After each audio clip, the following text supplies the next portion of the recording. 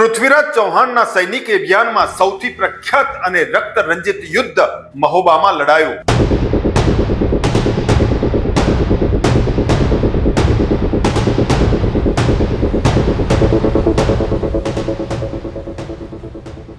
ઈસવીસન 1192માં એ જ તરાઈનનું મેદાન, પરંતુ આ વખતે ઇતિહાસ બદલવાની તૈયારીમાં હતો.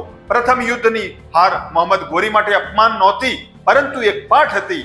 આ વખતે તે માત્ર સેના લઈને નહીં, પરંતુ નવી રણનીતિ, નવી વિચારધારા અને ઠંડા દિમાગ સાથે આવ્યો હતો.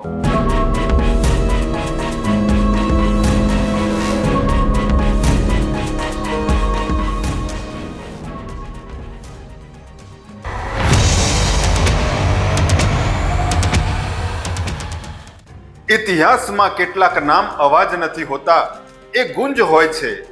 રાજપૂતાનાની માટીમાંથી ઉઠેલો એ સિંહ, જેની તલવારથી દુશ્મનો થરથર કાંપતા હતા. સન્માન, સાહસ અને સ્વાભિમાનનું બીજું નામ એટલે પૃથ્વીરાજ ચૌહાણ. આ કથા છે એ યોદ્ધાની, જેણે હારીને પણ ઇતિહાસ જીતી લીધો.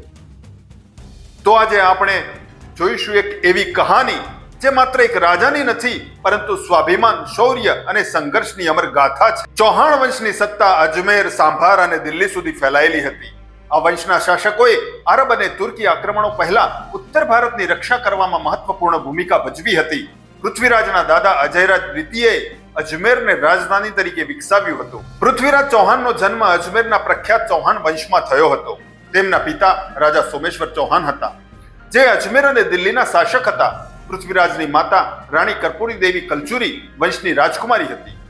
સોમેશ્વરે પોતાના જીવનકાળમાં ઘણા યુદ્ધો લડ્યા અને પોતાના સામ્રાજ્યનું વિસ્તરણ કર્યું. માનવામાં આવે છે કે જ્યારે રાઠોડની સેના દિલ્હીના રાજા અનંગપાલ તોમર પર હુમલો કર્યો, ત્યારે અજમેરના રાજા સોમેશ્વર ચૌહાણે અનંગપાલ તોમરને સહાય આપી.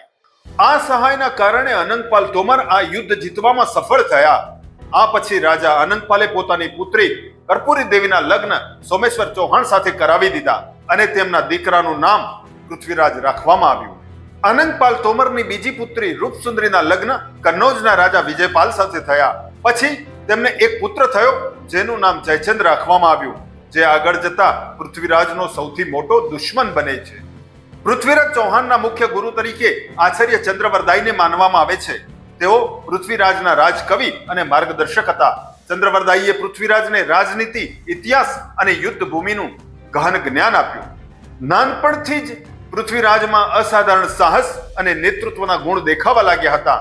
પૃથ્વીરાજ ચૌહાણની સૌથી વિશેષ કળા શબ્દભેદી બાણ ચલાવવાની હતી. આ કળામાં તેઓ આંખો બંધ કરીને માત્ર અવાજ સાંભળીને લક્ષ્ય પર બાણ છોડી શકતા હતા. જ્યારે પૃથ્વીરાજ માત્ર 11 વર્ષના હતા, ત્યારે તેમના પિતાનું અવસાન થયું.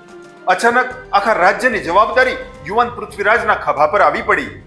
રાજ્યાભિષેકના લગભગ 3 વર્ષ પછી પૃથ્વીરાજ ચૌહાણ પોતાની માતા રાણી કર્પૂરી દેવીના સંરક્ષણમાંથી બહાર આવી એક શક્તિશાળી રાજા તરીકે પોતાની ઓળખ બનાવવા લાગ્યા.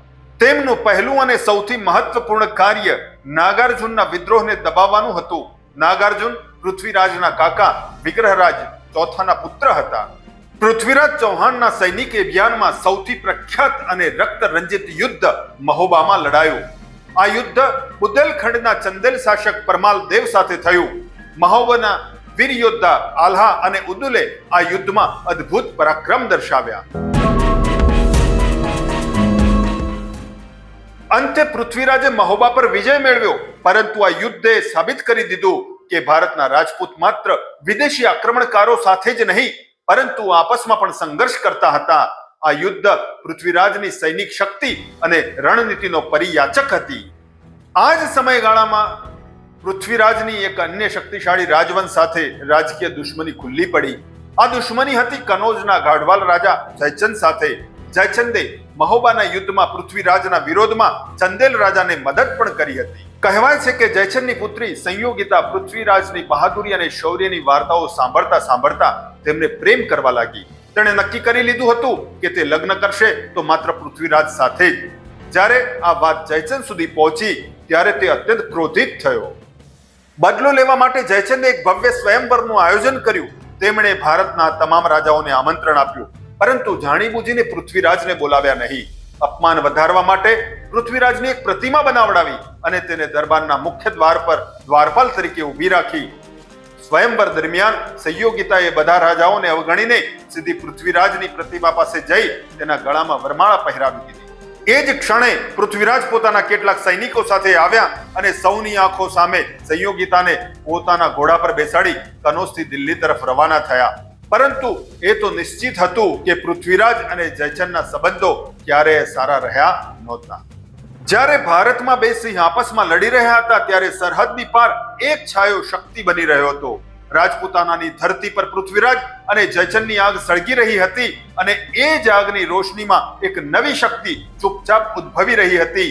એ ન તો માત્ર રાજા હતો, ન તો ફક્ત લૂંટારો, એ હતો એક રણનીતિકાર મોહમ્મદ ગોરી.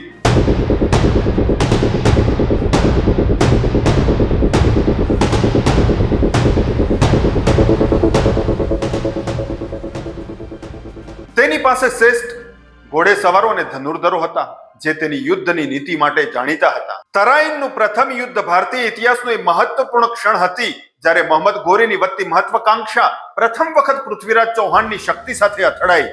આ યુદ્ધ આજના હરિયાણા રાજ્યના તરાઈનના મેદાનમાં લડાયું હતું.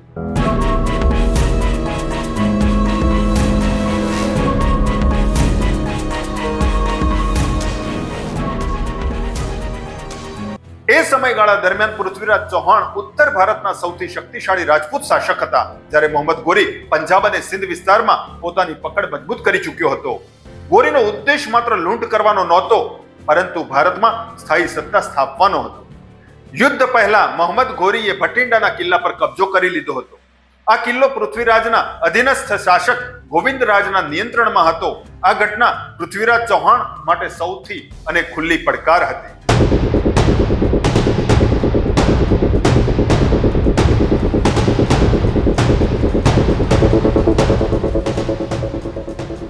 આ યુદ્ધમાં મોહમ્મદ ગોરી ગંભીર રીતે ઘાયલ થયો અને પરાજિત થયો, પરંતુ વિજય મળ્યા છતાં પૃથ્વીરાજ ચૌહાણે મોહમ્મદ ગોરીને જીવતો છોડ્યો.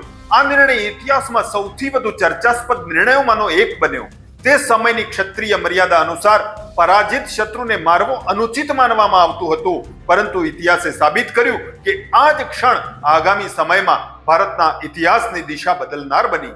ઈસવીસન 1192માં એ જ તરાઈનનું મેદાન, પરંતુ આ વખતે ઇતિહાસ બદલવાની તૈયારીમાં હતો. પ્રથમ યુદ્ધની હાર મોહમ્મદ ગોરી માટે અપમાન નહોતી, પરંતુ એક પાઠ હતી. આ વખતે તે માત્ર સેના લઈને નહીં, પરંતુ નવી રણનીતિ, નવી વિચારધારા અને ઠંડા દિમાગ સાથે આવ્યો હતો. બીજી તરફ પૃથ્વીરાજ ચૌહાણ પહેલા વિજયના આત્મવિશ્વાસ અને પરંપરાગત યુદ્ધ પદ્ધતિ પર વિશ્વાસ રાખીને યુદ્ધના મેદાનમાં ઉતર્યા. આ જ તફાવત આ યુદ્ધનું નિર્ણાયક કારણ બન્યો.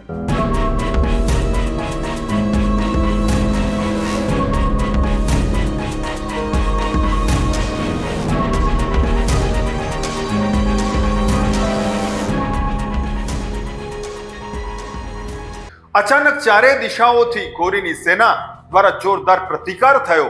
થાકેલા રાજપૂત સૈનિકો ચારે તરફથી ઘેરાઈ ગયા. પૃથ્વીરાજ ચૌહાણે અંતિમ ક્ષણ સુધી વીરતા સાથે યુદ્ધ કર્યું, પરંતુ હવે યુદ્ધ વ્યક્તિગત શૌર્યનું નહીં, પરંતુ સામૂહિક રણનીતિનું બની ગયું હતું.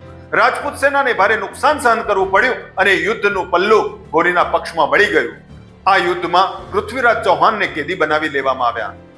આ માત્ર એક રાજાની હાર નહોતી, પરંતુ ઉત્તર ભારતની રાજકીય રચના ભાગી પડવાની શરૂઆત હતી. લોકકથાઓ અનુસાર પૃથ્વીરાજ ચૌહાણને અંધ બનાવી દેવામાં આવ્યા, પરંતુ તેમ છતાં તેમણે શબ્દભેદી બાણ દ્વારા મોહમ્મદ ગોરીનો વધ કર્યો. ભલે આ ઘટના ઇતિહાસ હોય કે દંતકથા, પરંતુ પૃથ્વીરાજ ચૌહાણનું જીવન આજે પણ સાહસ, સ્વાભિમાન અને બલિદાનનું જીવંત પ્રતીક છે. તેઓ ઇતિહાસમાં એક એવા સમ્રાટ તરીકે અમર છે જેણે અંતિમ શ્વાસ સુધી માતૃભૂમિના સન્માનની રક્ષા કરી. ઈસવીસન 1192માં પૃથ્વીરાજ ચૌહાણના પરાજય પછી મોહમ્મદ ગોરીએ દિલ્હીની ગાદી પોતાના ગુલામ સેનાપતિ કુતુબુદ્દીન ઐબકને સોંપી. પછી ઈસવીસન 1206માં ગોરીના અવસાન બાદ કુતુબુદ્દીન ઐબકે પોતાને સુલતાન જાહેર કર્યો. આ સાથે દિલ્હી સલ્તનતની સ્થાપના થઈ. એવું માનવામાં આવે છે કે કનોજના રાજા જયચંદ આ યુદ્ધમાં મોહમ્મદ ગોરીને ગુપ્ત રીતે સહાય આપી હતી. આ કારણે પછીની લોકકથાઓમાં જયચંદનું નામ ગદ્દારનું પર્યાયવાચી બની ગયું, પરંતુ ઘણા ઇતિહાસકારો આ વાતને ખોટી માને છે. તેમના મત અનુસાર જયચંદ ભલે પૃથ્વીરાજનો સાથ ન આપ્યો હોય, પરંતુ તે ગોરીનો સાથી પણ નહોતો. ઈસવીસન 1194માં મોહમ્મદ ગોરી અને રાજા જયચંદ વચ્ચે ચંદાવરના મેદાનમાં ભયાનક યુદ્ધ થયું. આ યુદ્ધમાં ગોરીની સેનાએ જયચંદની સેનાને પરાજિત કરી. યુદ્ધ દરમિયાન જયચંદ ગંભીર રીતે ઘાયલ થયો અને અંતે યુદ્ધ ભૂમિમાં તેનું અવસાન થયું. જયચંદની હાર સાથે જ કનોજનું શક્તિશાળી રાજ્ય ગોરીના હાથમાં ગયું અને ઉત્તર ભારતમાં વિદેશી સત્તાનો પાયો હજુ વધુ મજબૂત થયો. તરાઈનની એ ધૂળમાં માત્ર પૃથ્વીરાજ નહીં પડ્યા, ત્યાં એક આખો યુગ સમાપ્ત થયો. દિલ્હીની ગાદી બદલાઈ અને એની સાથે ભારતમાં મુસ્લિમ સલ્તનતનો આરંભ થયો. ઇતિહાસ માત્ર વિજય અને પરાજયની ગણતરી નથી, પરંતુ આત્મસન્માન, સંઘર્ષ અને સંસ્કૃતિની અખંડ યાત્રા છે. પૃથ્વીરાજ ચૌહાણને કેટલાક ઇતિહાસકારો ઉત્તર ભારતના છેલ્લા હિન્દુ સમ્રાટ તરીકે ઓળખે છે, તો કેટલાક આ બાબતને અલગ દ્રષ્ટિકોણથી જુએ છે. આ મતભેદો ઇતિહાસની વ્યાપક અને તેની વિવિધ વ્યાખ્યાઓનું પ્રતિબિંબ છે, પરંતુ કોઈ પણ દ્રષ્ટિએ જોવામાં આવે, પૃથ્વીરાજ ચૌહાણનું શૌર્ય, સ્વરાજ માટેનું અડગ સંકલ્પ અને આત્મ બલિદાન ભારતીય ઇતિહાસમાં સદાય પ્રેરણા સ્ત્રોત રહેશે. તેમની કહાની આપણને યાદ અપાવે છે કે પરાજયમાં પણ ગૌરવ હોય છે અને સંઘર્ષમાં પણ અમરતા છુપાયેલી હોય છે. આજે આપણે આ કહાનીને અહીં અટકાવીએ છીએ, પણ વિશ્વાસ રાખજો, અસલી તોફાન તો હજુ આગળ છે. આ પછીના ભાગમાં એવી ઘટનાઓ સામે આવશે જેણે સમયને મૌન રાખ્યો છે, એવી સત્યતા જે ઇતિહાસના પાના હલાવી નાખશે. જો તમે પણ જાણવા માંગતા હો કે આગળ શું બન્યું અને કઈ રીતે એક ભૂલે બધું બદલી નાખ્યું, તો હમણાં જ સબસ્ક્રાઇબ કરો અને બેલ આઇકન દબાવો, કારણ કે આવતો ભાગ માત્ર આગળની કહાની નહીં, એ સાચો વળાંક છે.